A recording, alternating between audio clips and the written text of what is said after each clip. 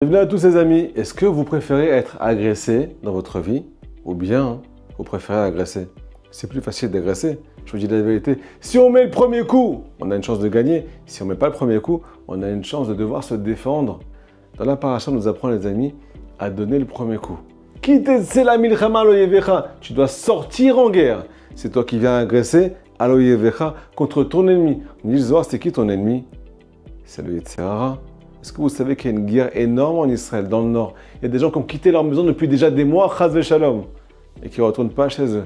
Pourquoi? Parce qu'on ne veut pas attaquer le Hezbollah. On est en train de passer du temps, ça prend des semaines et des semaines, des mois et des mois, jusqu'à que ça explose. Mais si on n'agresse pas en premier, comme la Torah nous dit, celui qui vient te tuer, c'est toi qui dois le tuer. Tu ne dois pas te laisser faire. Alors à la fin, chas v'shalom, on va arriver à des choses qu'on ne voulait pas arriver, les amis. C'est pareil dans la vie. Si jamais tu ne te lèves pas le matin avec l'ambition de faire la guerre contre ton plus grand ennemi.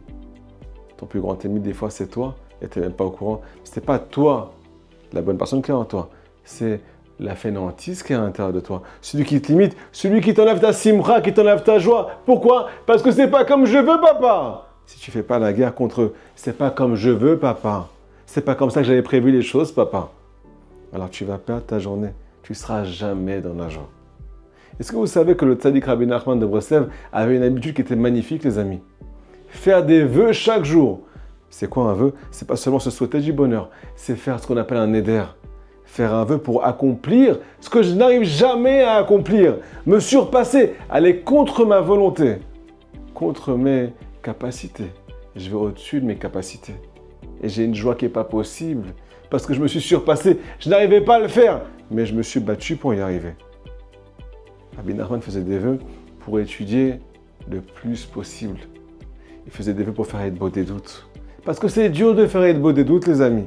Mais si tu ne fais pas la guerre contre les Yetzer, c'est lui qui va te faire la guerre. Si tu as un temps mort le soir, tu as 2 heures de livre devant toi. Le Yetzer va vouloir te combler ton cœur. Et pas que combler ton cœur, aussi combler tes envies, combler tes pulsions, parce que tu n'as rien à faire. Tu n'as pas un programme.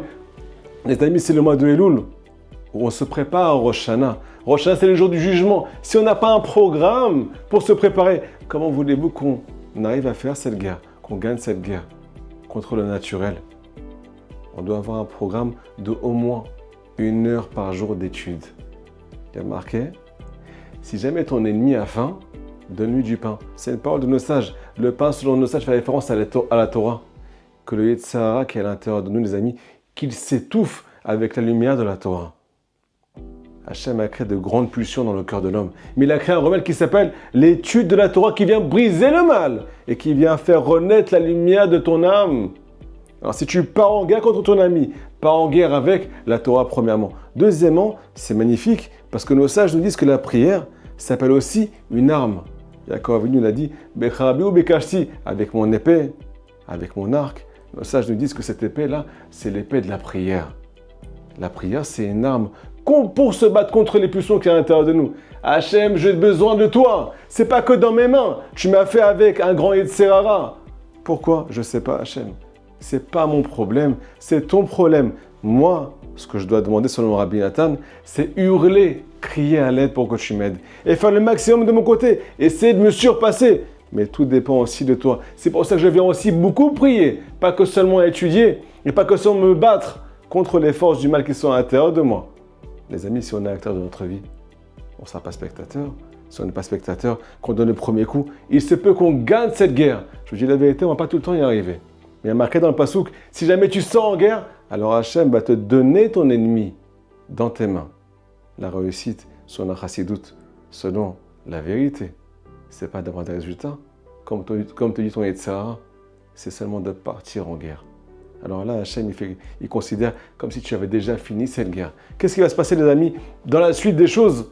Il y a marqué quelque chose de magnifique dans la paracha qui, a priori, n'a aucun rapport avec le début de la paracha, qui parle de la guerre. Il y a marqué là-bas, dans la suite, si jamais dans cette guerre-là, tu vois une femme de magnifique apparence et tu craques pour elle, fais-la rentrer dans ta maison.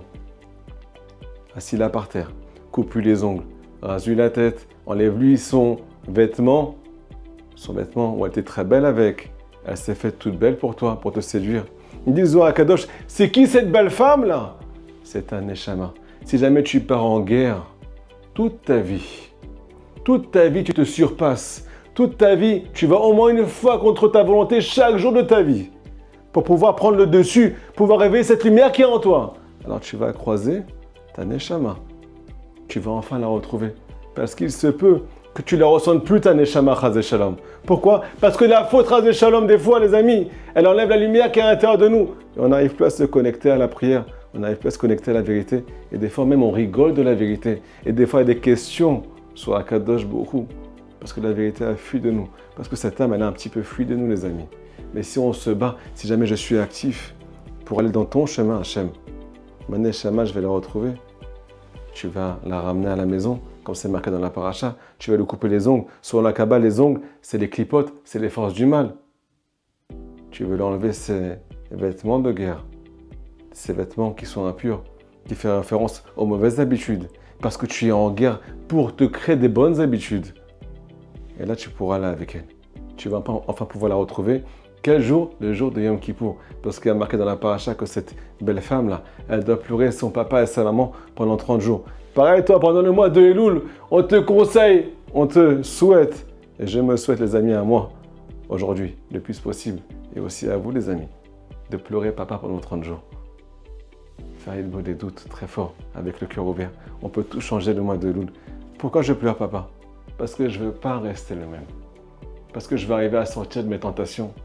Parce que j'ai envie d'être propre pour toi et de faire mon but dans ma vie. La Milchama, le Zohar nous dit que lorsque tu sortiras en guerre, cette sortie, c'est la première sortie que tu as eue dans ta vie. C'est le jour où tu as quitté les mondes supérieurs, où ton âme est descendue dans ce monde. Quand tu sors dans ce monde, la seule chose que tu as à faire, c'est de te battre en faisant manger ton ennemi du pain de la Torah, grâce à la prière, grâce aux bonnes actions. Fais que du bien autour de toi. Comment on se bat avec le mal, les amis? Attention, très important à la fin du cours.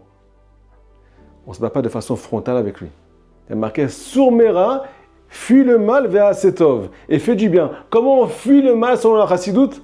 En faisant le plus possible de bien. Donc demain, tu as un programme quand tu te lèves. Demain, tu as un programme en te disant le matin à 9 h, j'ai mon étude de Torah. Le soir aussi, encore une fois, avant d'aller dormir, j'ouvre un petit livre de Torah. J'ai mes Tehilim, j'ai ma Hitbod des doutes.